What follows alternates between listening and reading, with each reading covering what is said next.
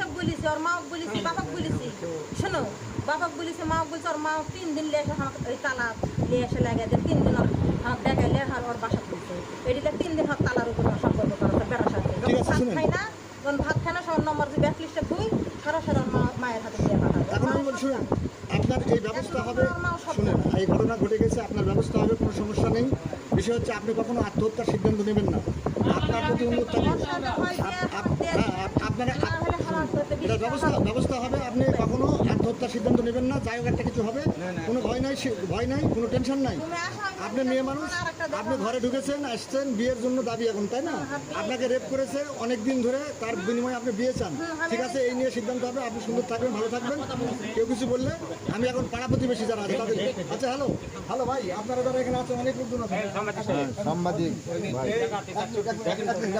পরে সেটা হচ্ছে আপনি একটু বলুন তো।